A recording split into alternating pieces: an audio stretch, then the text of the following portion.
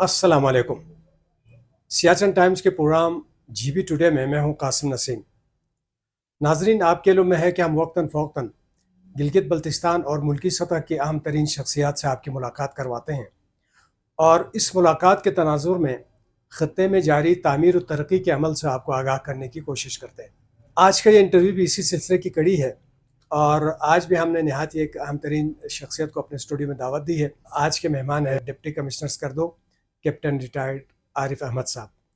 आप गिलगित बल्तिस्तान के अच्छे और काबिल अफसरों में आपका शुमार होता है और गिलगित बल्तिस्तान में मुख्तलिफ अहम ओहदों पर आपने काम किया है और यहाँ जब आपकी पोस्टिंग हो रही थी तब आप गिलगित में डिप्टी सेक्रेटरी फाइनेंस के तौर पर खदमात अंजाम दे रहे थे। यहाँ आने के बाद भी आपने ज़िले में माशाल्लाह से अमन अमान की सूरत हाल तो यहाँ पहले से ही बेहतर है, लेकिन उसको मज़ीद स्टेबल करने और बेहतर करने के हवाले से काम किया है। मुख्तलिफ सेक्टर्स में तामीराती और तरक्याती अमल को तेज़ किया और कुछ ऐसे इंतज़ामी अमूर थे जैसे कि ट्रैफिक का निज़ाम है और बल्दियाती इदारों के नए सेटअप के हवाले से को काम चल रहा था। इनमें भी आपने अच्छी कारकर्दगी का मुज़ाहरा किया ताकि लोग ज़्यादा से ज़्यादा फैसिलिटेट हो। तो आज के इंटरव्यू में हम इन्हीं मौज़ूआत का अहाता करने की कोशिश करेंगे।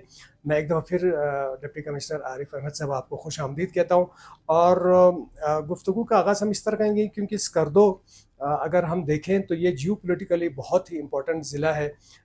इसकी हसासियत ये सरहदी इलाका होने के नाते भी है। फिर अगर हम टूरिज़म पॉइंट ऑफ व्यू से देखें तो इंटरनेशनल एयरपोर्ट यहाँ पर है, दुनिया की दूसरी बुलंद तरीन चोटी यहाँ पर है, दुनिया की बुलंद तरीन सतह मुर्तफ़ा देवसाई यहाँ पर है और बेशुमार इसके ग्लेशियर्स और दूसरी अहमियत के हामिल एरियाज़ यहाँ पर मौजूद हैं। और फिर मादनियात के ज़ख़ायर हैं, फिर जो है बहुत सारे बंजर ज़मीनों का जो अभी लैंड रिफार्म और इन हवालों से भी इस हवाले से काम हो रहा है। बाज़ लोग इस ज़िले को सख्त तरीन ज़िला समझते हैं, बाज़ जो है इनकी इन्हीं खुसूसियतों की वजह से इसको नरम तरीन ज़िला समझते हैं। डी साहब, आप किस नज़र से देखते हैं कि ये जीबी का अहम तरीन नरम ज़िला है या ये सख्त तरीन ज़िला है? बिस्मिल्लाहिर्रहमानिर्रहीम। Thank you very much Qasim Naseem sahab, आपने मुझे स्पेशल आज यहाँ पे इनवाइट किया। जो आपका क्वेश्चन है, इंट्रोडक्शन में आपने तकरीबन सारी चीज़ें, सारे एस्पेक्ट्स जो हमारे एडमिनिस्ट्रेटिव चैलेंजेस इस एरिया के हैं वो सारे आपने हाईलाइट कर दिए। अगर जिस तरह आपका सवाल है, कंपैरेटिवली अगर मैं इसको देखूं तो हर जगह के अपने एडमिनिस्ट्रेटिव चैलेंजेस हैं। जैसे इससे पहले मैं डिप्टी कमिश्नर दयामर भी रहा हूँ, तो दयामर के अपने चैलेंजेस हैं। उसके अलावा गिलगित और बाकी अस्तौर से मेरा ताल्लुक़ है, अस्तौर के अपने एडमिनिस्ट्रेटिव चैलेंजेस हैं। उसी हिसाब से स्कर्दू के अपने एडमिनिस्ट्रेटिव चैलेंजेस हैं। तो उस हिसाब से जब आप जाते हैं तो अपनी आप प्रायोरिटीज़ को चॉक आउट करते हैं कि किन एरियाज़ में आपको ज़्यादा फोकस करना पड़ता है। ठीक। तो इस तरह जैसे आपने कहा, यहाँ पे लॉ एंड ऑर्डर की सिचुएशन बहुत अच्छी है, बड़ा पीसफुल एरिया है, लेकिन साथ साथ एडमिनिस्ट्रेटिव चैलेंजेस काफ़ी ज़्यादा हैं। जिस तरह यहाँ पे लोड शेडिंग का इशू है, उसके अलावा रोड की एक्सेसिबिलिटी का इशू है।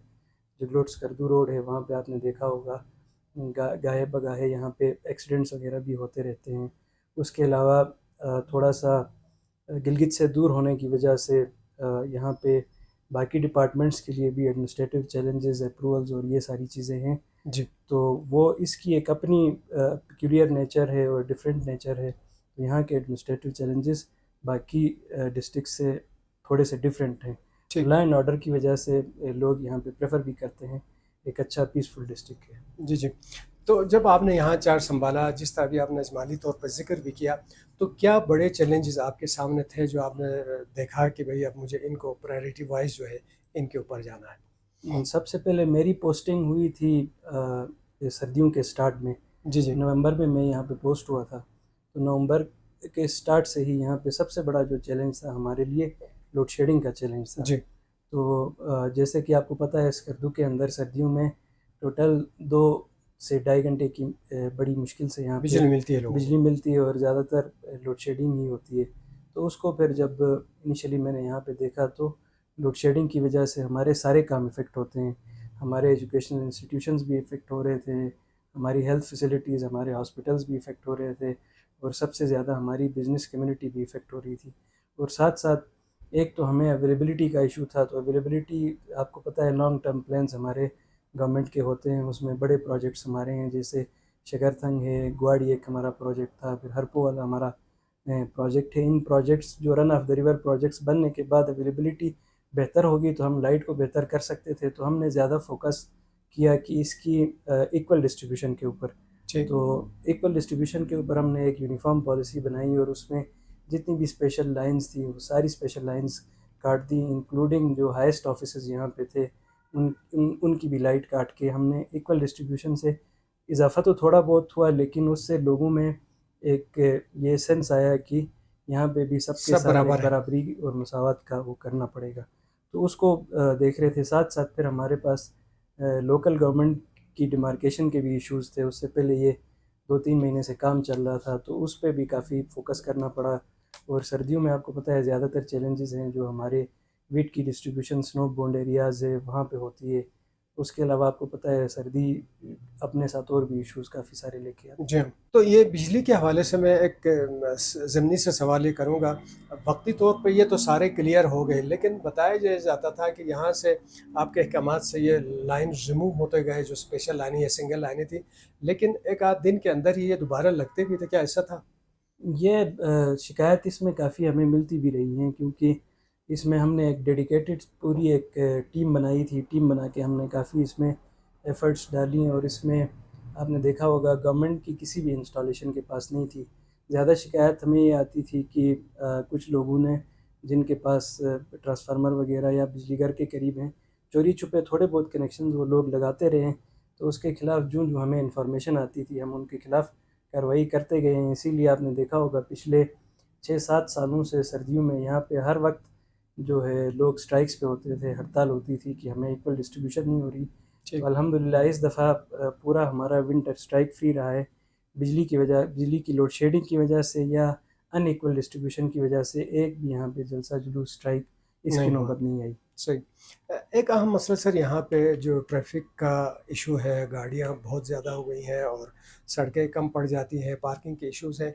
ये इंडिकेट करता है कि यहाँ की जो मुआशी बेहतरी आ रही है इस सूरत-ए-हाल में, फिर तरक्की का अमल है। फिर यहाँ बिलख़ुसूस अभी ये अप्रैल-मई के बाद जो टूरिस्ट के तादाद में गैर मामूली इज़ाफ़ा हो रहा है। तो इसके साथ-साथ क्या हमारे इंफ्रास्ट्रक्चर में बेहतरी के लिए, पार्किंग स्पेसेस के लिए इस हवाले से माज़ी में प्लानिंग नहीं हुई? तो अभी इसको क्या हम कैटर फॉर कर सकते हैं, या फिर वक्ती जो है इसके हल के लिए क्या कुछ इक़दामात आपकी तरफ से उठाए गए हैं और क्या कुछ मुस्तक़बिल में उठाने के इम्कानात हैं? इसमें जब हमने काफ़ी सारी मीटिंग्स की, इसमें आप भी हमारी मीटिंग्स का हिस्सा जी, रहे हैं। बिल्कुल। तो उसमें हमने ये किया कि एक हमने शॉर्ट टर्म प्लान और एक लॉन्ग टर्म प्लान है। शॉर्ट टर्म प्लान के अंदर बहुत सबसे पहले ये था कि हमारे पास ट्रैफ़िक पुलिस की बहुत कमी थी। ठीक। तो मार्च के महीने में जब हमने मीटिंग्स ये स्टार्ट की, गर्मियों का सीज़न आ रहा है, टूरिस्ट का फ़्लो बढ़ेगा, तो उस टाइम पे टोटल हमारे पास ट्रैफ़िक पुलिस में 18 इंडिविजुअल्स थे। ठीक। तो इसमें हमने नंबर ऑफ़ मीटिंग्स की, जिसमें डीआईजी साहब, कमिश्नर साहब, इवन आईजी साहब और चीफ सेक्रेटरी साहब भी जब यहाँ पे विज़िट पे आते थे, तो ये चीज़ें जब हाईलाइट हुई तो फिर 18 से हम 38 पे लेके गए। और उसके बाद फिर मई के स्टार्ट में जब सीज़न का आगाज़ हुआ तो 64 की स्ट्रेंथ तक हम इसको लेके जाने में कामयाब हुए। ठीक। तो अभी आप मुख्तलिफ़ चौक्स पे जाते हैं तो आपको यहाँ पे ट्रैफ़िक के, पुलिस के नौजवान खड़े हुए उस तरह नज़र आपको आते नज़र हैं। आते हैं। सही। तो एक तो हमने इसकी तादाद बढ़ाई। फिर उसके अलावा जो सेकंड पे यहाँ पे आपने देखा होगा हमारे पास एक लिफ्टर भी है। उसके अलावा उससे जो ट्रैफ़िक वायलेशंस होती हैं उनके फ़ाइन्स वगैरह भी करते हैं। उसके अलावा हमने लेन मार्किंग का एक प्रॉपर प्लान बनाया और एसडीए के साथ मिल के पेशावर से स्पेशल एक बंदा मंगवा के हमने जितनी भी लेन मार्किंग दोनों साइड्स पे करनी थी वो भी की। तो अभी आपको बाज़ार से गुज़रते हैं तो थोड़ा इसमें डिसिप्लिन आपको नज़र आ रहा है। लेकिन चूँकि ट्रैफ़िक बहुत ज़्यादा है और टूरिस्ट का फ़्लो बहुत ज़्यादा है, तो वो जो हमारी एग्जिस्टिंग सड़कें हैं वो उसको उस तरह कैटर फॉर नहीं कर रही हैं जिस तरह होना चाहिए था।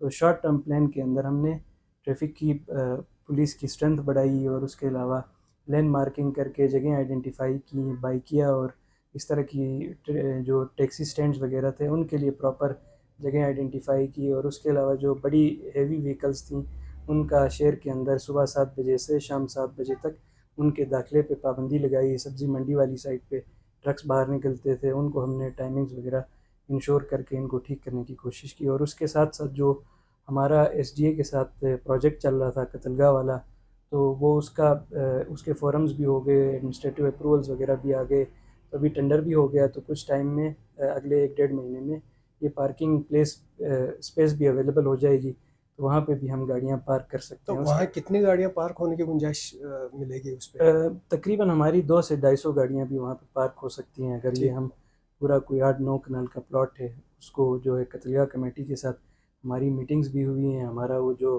उनके साथ एग्रीमेंट है वो भी फाइनल हो गया है। तो अभी उस पे बस कुछ दिनों में ये काम इसका इंशाल्लाह आपको शुरू होते हुए नज़र आएगा। उसके अलावा ज़्यादा फिर हमने अंजुमन ताजरान को भी इंगेज किया, और बैंक्स की गाड़ियाँ बहुत ज़्यादा होती थी, उनकी शिकायत थी, उनको भी हमने पाबंद किया कि आप अपनी गाड़ियाँ पूरा दिन यहाँ पे जिधर ट्रैफिक चौक होती थी वहाँ पे आप खड़ी नहीं कर सकते। ठीक। उसके अलावा प्राइवेट लोगों के साथ भी हमने एंगेजमेंट्स की थी, और उनके प्लॉट्स पे भी अगर कोई एनओसी लेना चाहता है तो डिस्ट्रिक्ट एडमिनिस्ट्रेशन उनको एनओसी देगी, और वो गाड़ी पार्क अगर उनके प्लॉट्स पे लोग करते हैं तो वो जो 50 रुपये पार्किंग फ़ीस के हिसाब से हमने लोगों को एनओसी की भी ऑफ़र की थी। तो फ़िलहाल अभी तक कोई इस तरह उसमें प्रोसीडिंग्स हुई नहीं है। अगर लोग अपनी ज़मीनें यहाँ पे अवेलेबल करते हैं तो हम उनको एनओसी भी देंगे, और वो वहाँ पे पार्किंग फ़ीस चार्ज करके जो है इस सिस्टम को और बेहतर बना सकते हैं। जी हाँ, उनके लिए एक प्रॉपर इनकम का सोर्स भी जी, ये बन सकता सोर्स है। ऑफ इनकम भी होगा। उसके अलावा ये बाईपास रोड है जो मेन हमारा ज़्यादातर ट्रैफिक जो आती है जिसने आगे शिगर खरमंग या गांची की तरफ जाना है, तो इसलिए सबसे हमारा इम्पोर्टेंट प्रोजेक्ट हमारा यहाँ पे स्कर्दू बाईपास रोड है। इसमें भी काफ़ी पुराना प्रोजेक्ट था, काफ़ी इश्यूज़ थे, तकरीबन हमारे सारे इश्यूज़ भी रिज़ॉल्व हो गए। पिछले 4-5 दिनों में हमने तो 5-6 घर भी जो इनके रिमूव कर दिए हैं। और उसके अलावा जो इंक्रोचमेंट्स तो नहीं कहूँगा, एक्विजिशन हमारी प्रॉपर हो रही थी, तो उसमें जो रूट क्लियरेंस के लिए कुछ घर भी हमने गिराए हैं, कुछ शॉप्स भी क्लियर की हैं, और कल की डेट में ये चुमिक के साथ ये बाईपास रोड अभी टच हो गया है। तो ठीक। इंशाल्लाह अगले 20 से 25 दिनों में यहाँ से हेवी ट्रैफिक, चूँकि अभी सिंगल रोड है, इसको हमने अभी रिकमेंडेशंस 2 दी हैं। इनिशियली ये 30 से 50 फीट इसकी विड्थ थी, तो अभी 60 फीट के लिए हमने इसका पीसी1 भी टेकअप किया है। चीफ सेक्रेटरी साहब सीएम साहब आए थे, तो उनको भी हमने रिक्वेस्ट की है कि जो है इसको मेटल भी कर दें और इसको फिर जो है 60 फीट पे लेके जाएं। तो बहुत सारी जगहों में जिधर जिधर गुंजाइश थी वो हमारे पीसी1 के मुताबिक, तो हमने वहाँ पे 60 फीट किया है। उसके अलावा काफ़ी शिकायत थी, जो इनके 3-4 एजेस थे जी वो जी। मोड़ बड़े शार्प किस्म जी, के वो बेंड्स खरपुचू थे। के नीचे वाले पे जी जी जी वो वो लोड ट्रक जी जी गुजरने के हवाले से लोगों के जी जी तहफ़्फ़ुज़ात थे। वो तहफ़्फ़ुज़ात भी थे। 4-5 दफ़ा जाके मैंने ख़ुद भी जो है वो डिमार्केशन उसकी करा के, उसकी आइडेंटिफिकेशन करके भी प्रॉपर हमने उसको वाइड कर लिया है। ठीक। मैं ख़ुद कोई 6-7 दफ़ा गया था और इसको हमने इंश्योर किया है, और अभी इंशाल्लाह ये जो है हमारा रूट चुमिक तक, अभी ब्रिज तक ये टच थ्रू हो हो गया है, जाएगा। थ्रू तो हो ये जाएगा। कंप्लीट कब तक होने के चांसेस हैं, और इसका जो मेटलिंग का आप बता रहे हैं, तो जी जी मेटलिंग का काम कब से एक्सपेक्टेड है? मेटलिंग के लिए भी इसका सेकंड फेज़ आएगा। तो इनिशियली फ़िलहाल हमने इसको जो है शिंगल रोड ही है, तो मेटलिंग के लिए हमने इसका पीसी1 भेजा है। तो इस दफ़ा इंशाल्लाह एडीपी के किसी भी प्रोजेक्ट में इसको हमें कहा गया है, इंशाल्लाह इसको शामिल करेंगे। तो ठीक। ये शामिल हो गया तो इंशाल्लाह बड़ा एक अच्छा बाईपास के ज़रिए ट्रैफिक का जो फ़्लो है वो बेहतर हो जाएगा। सही।